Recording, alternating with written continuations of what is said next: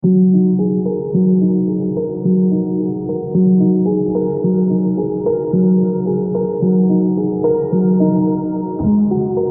buenas. En primer lugar, quería agradecer a Expo Miner y en especial al doctor Ignasi Queralt por haberme invitado a dar esta charla que se centrará en el polvo de los desiertos, ¿no? Veremos por qué es tan importante, pero explicaremos un poco cómo se emiten y qué causas tienen. Bueno, ¿por qué estudiamos el polvo desértico, ¿no? Bueno, porque afecta al clima, afecta a la calidad del aire. En la parte izquierda veis que nos aporta fertilización a los suelos y es un fertilizante increíble. Nos aporta en el centro fertilización a los océanos, de manera que los bloomings de plancton son muy frecuentes por el hierro que aporta en el centro del Atlántico el polvo, sobre todo del Sahel. Y en el clima porque afecta a la formación de nubes y sobre todo pues puede absorber radiación o puede reflejar radiación. Entonces, mucha presencia de polvo en la atmósfera puede afectar mucho al clima, ¿no?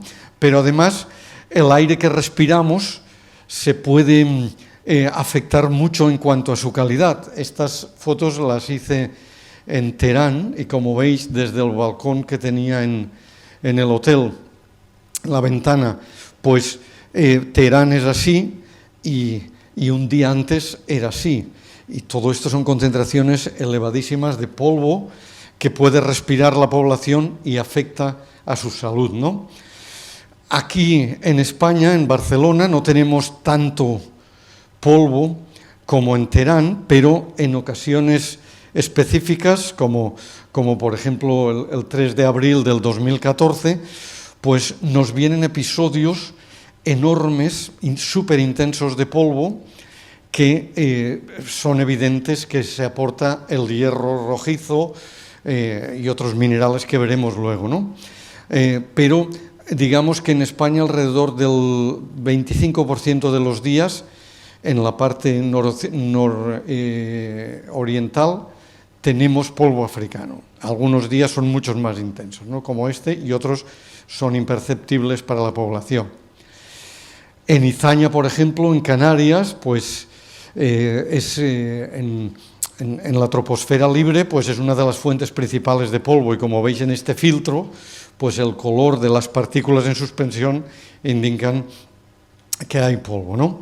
Entonces, como os decía, esto afecta a la calidad del aire, y para que se vea, en junio de 1995 empezamos a estudiar el polvo africano en una estación del desierto de Calanda, en Teruel, y como veis, desde entonces no hemos parado de seguir cuál es la frecuencia e intensidad. Y como veis abajo, de las 122 superaciones que ha registrado esta localización a lo largo de estos 25 años del valor de protección a la salud humana en partícula en suspensión, 108 se deben a la contribución de polvo africano. En azul veis solo aquellas que están debidas a las emisiones de polvo del propio desierto de Calanda, que como veis no es nada comparado con el aporte africano, o en color verde. En el año 2009 veis los incendios que puntualmente también afectan, pero como veis afecta mucho al aire que respiramos. Este caso de los incendios que además del polvo puede afectar, ¿no? Bien, ¿de dónde viene el polvo? El polvo viene de todas estas zonas de aquí, sobre todo del norte de África, pero veis el medio asiático, la zona de Asia, del Medio Oriente. También tenemos fuentes como el desierto del Gobi, del Taklamakan, Texas, etcétera, y otras fuentes que no están prácticamente nunca consideradas. Como veis aquí, Islandia no figura como una fuente en la última revisión de Guinaud del 2012, pero como veréis ahora, como veréis después, puede ser una fuente importante. ¿Y por qué son estas fuentes? Pues tanto en Islandia como en el norte de África, como en Chihuahua, como el lago Eire, todos son cuencas endorreicas, es decir, cuencas que están rodeadas por macizos en color verde, que cuando hay lluvia, la escorrentía superficial se lleva el polvo hacia el centro de las cuencas y, por ejemplo, el lago Chad incrementa por 10 su extensión en noviembre cuando hay lluvias, ¿no? Y eso arrastra hasta esa zona las partículas más finas y luego son las emisoras más grandes.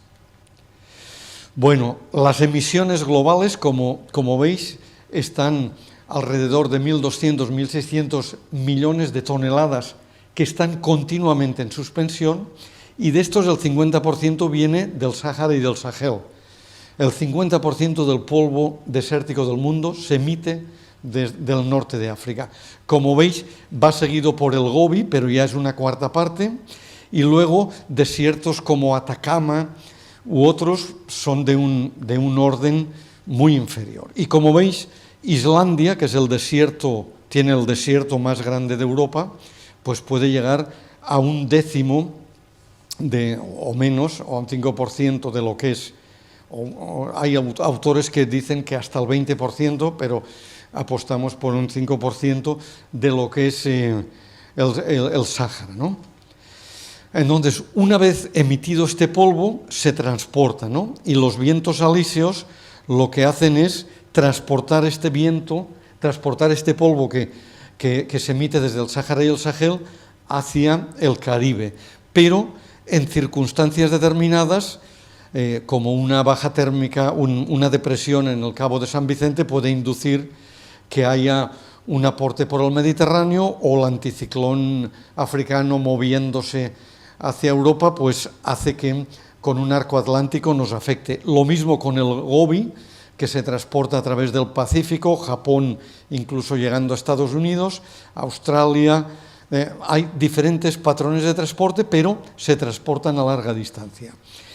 Y una vez transportado, afectan a unas zonas receptoras, y como veis aquí, pues la duración puede ser desde horas, muy poco tiempo, hasta diferentes semanas. Este es el episodio más largo que hemos estudiado, que como veis aquí en la derecha, del 25 de febrero al 17 de marzo del 2000, se superaron todos los días el valor de protección a la salud humana en Tenerife.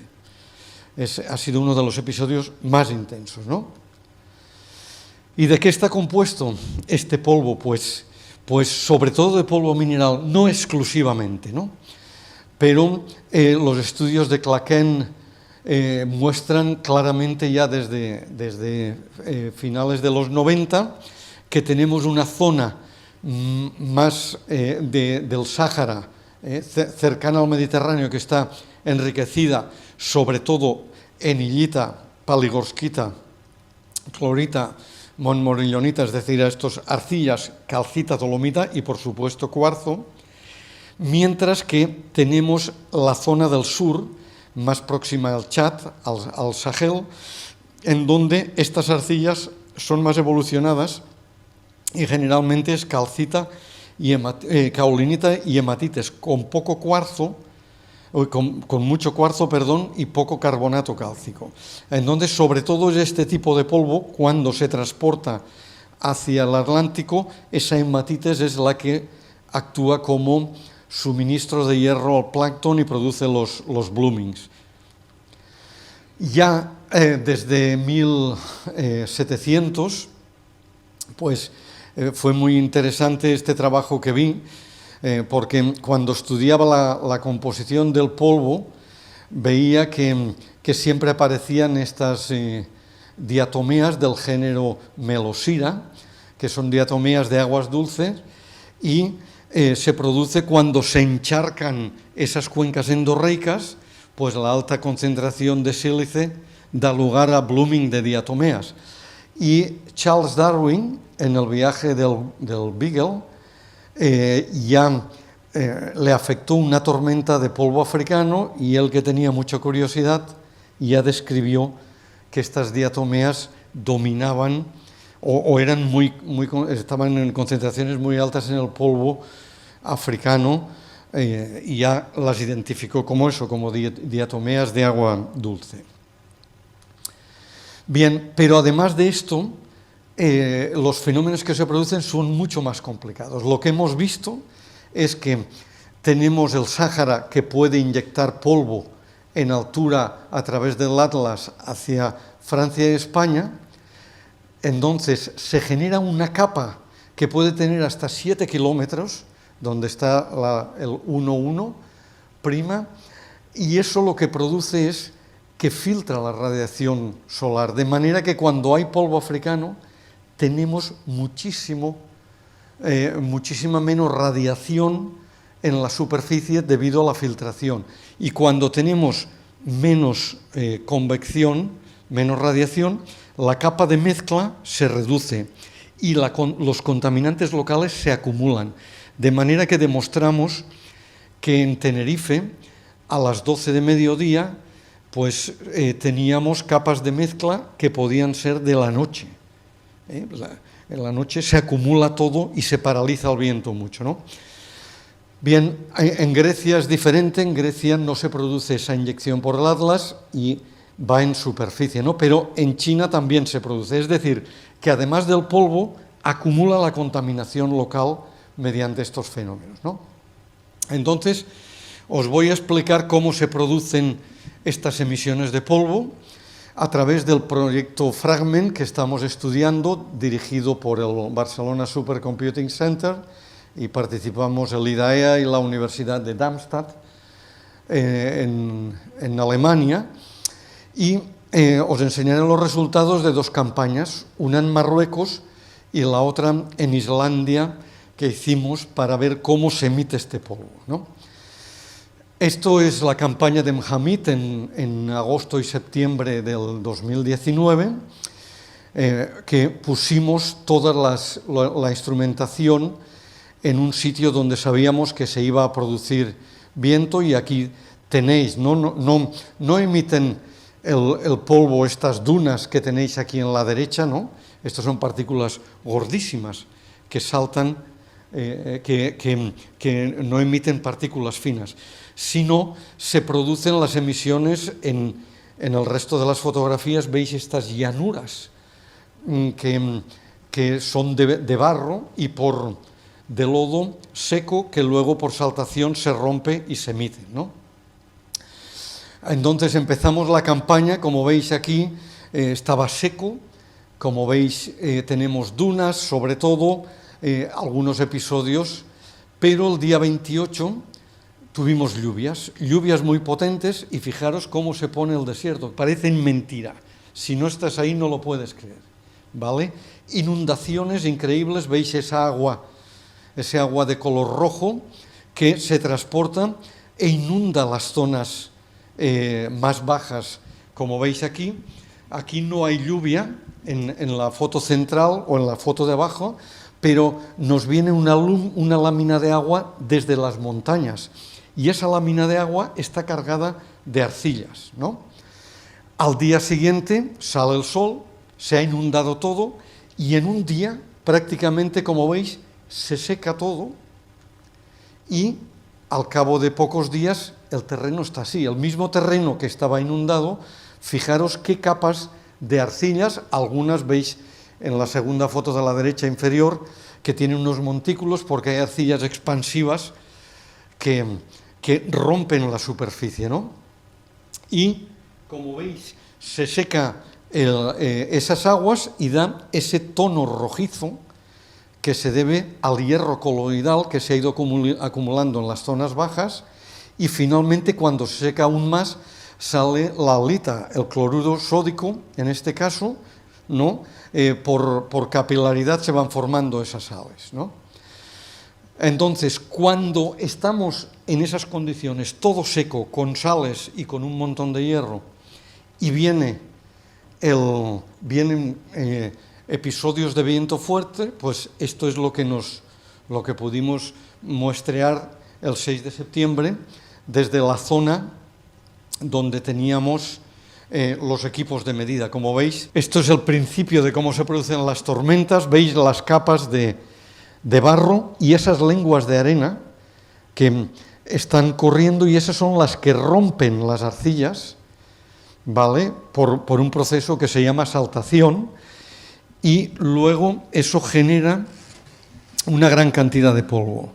De manera que si eso es persistente y se produce muchísima saltación, pues al cabo de unas pocas horas prácticamente no hay visibilidad a más de 20 metros, ¿no? Entonces, este polvo se inyecta en altura y luego es transportado hacia diferentes áreas. Por ejemplo, estos son medidas satélite con el TOMS, y se puede ver que en el mes de noviembre, por ejemplo, no hay emisiones. ¿Por qué? Porque el Sahel y el sur del Sahara es cuando se producen lluvias y no emite. Sin embargo, enero, febrero, marzo, fijaros que se produce un transporte hacia el Caribe, pero de cuando en cuando, y he puesto ejemplos de varios años, se produce un arrastre que puede afectar con polvo africano a la península ibérica a través de Portugal. Y finalmente, en agosto, pues la zona de convergencia intertropical se mueve hacia el norte y es el Sáhara la que está emitiendo, y generalmente lo hace directamente a través del Mediterráneo, ¿no? Entonces, como os decía, pues fijaros que del 2001 al 2016 el 16% de los días en Cataluña hay polvo africano, el 22% en el País Valencià, o el 31% en Andalucía, por ejemplo, o en Canarias, ¿no? Y las concentraciones diarias, como veis, pues pueden ser, en el gráfico de la derecha abajo, de hasta 300 microgramos en la zona centro, en Andalucía, o incluso 200 en Cataluña. El valor de protección a la salud humana es de 50 microgramos por metro cúbico, ¿no? Lo mismo para el PM2,5, ¿no? Entonces, este es un estudio que hicimos hace años, en donde se ve que para Barcelona, lo podéis ver abajo en el gráfico más de abajo, para los episodios más agudos de polvo africano, el percentil 90, la mortalidad incrementa marcadamente cuando tenemos el PM10 más elevado, ¿vale? Y la capa de mezcla, que es la altura que permite la dilución de contaminantes, en el gráfico de arriba veis que disminuye claramente porque filtra la radiación solar, ¿no? El segundo de los ejemplos es un origen y una mineralogía absolutamente diferente, es Islandia. Islandia en el Cuaternario era todo glaciar, y luego se ha ido deshelando por dos motivos: por la tendencia climática y por los volcanes que tiene debajo que van calentando, ¿no?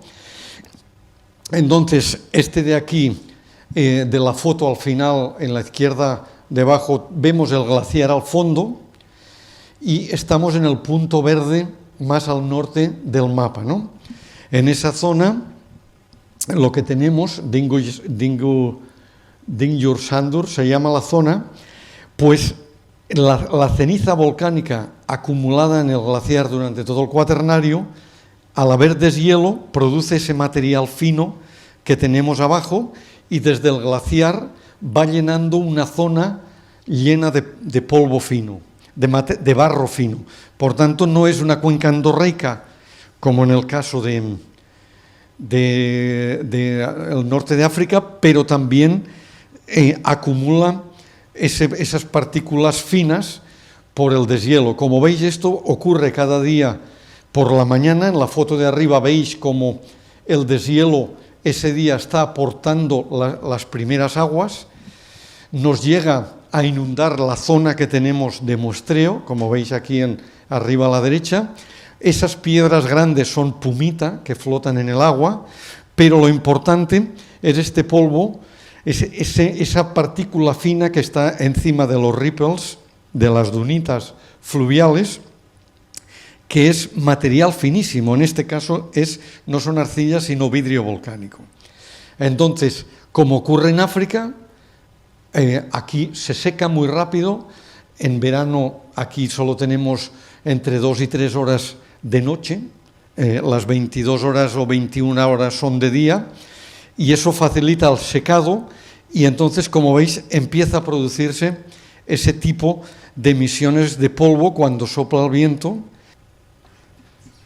Como se puede ver, pues en un sitio tan limpio y tan pristino como este, pues tenemos concentraciones de polvo en episodios determinados que nos recuerda a las que registramos en el vídeo anterior de África. Bueno, y esto sigue produciéndose día tras otro, y se produce inundaciones que son suficientes para que en un día se puedan secar y aportan material fino, y después del secado se emiten, ¿no?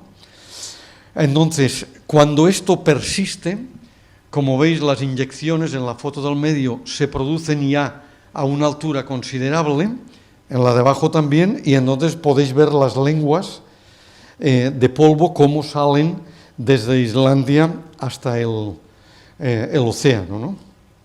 Bueno, para terminar, solamente remarcar que como consideraciones finales, ¿por qué estamos estudiando el polvo? Porque afecta a muchos aspectos de la naturaleza, ¿no? Primero, es uno de los fertilizantes más importantes de océanos y de los suelos. Segundo, porque nos empeora la calidad del aire y afecta a la salud. Incluso a veces pues se tienen que cerrar los aeropuertos porque hay transporte, ¿no? Entonces, fijaros en esta foto, como veis al noreste de las Islas Canarias hay unas manchitas verdes que son el blooming del plancton derivado de la deposición del hierro del polvo que viene del Sáhara, ¿no? La composición y la mineralogía y la mida y el tamaño de partícula pueden ser muy diferentes, ¿vale? Dependiendo incluso de una misma zona en las condiciones de emisión, ¿no? Pero sobre todo si comparamos pues el polvo volcánico de Islandia con el hierro y la kaolinita del Sahel, ¿no? Y sus efectos positivos y negativos también pueden ser diferentes, ¿no? Y con el cambio climático, con mayor episodios extremos de sequía, mayor desertificación, mayor deshielo, es esperar que estos episodios incrementen. Y no solo en África o en el Gobi, sino en los desiertos fríos. Y nada, esto es lo que os quería explicar. Muchas gracias de nuevo a Expominer y al doctor Ignasi Queralt por haberme invitado, y espero que os haya gustado la charla pues, que he hecho, y quiero agradecer al European Research Council por el proyecto Fragment y a todos estos coautores que los resultados que he enseñado pues, son parte de todos ellos. Muchas gracias.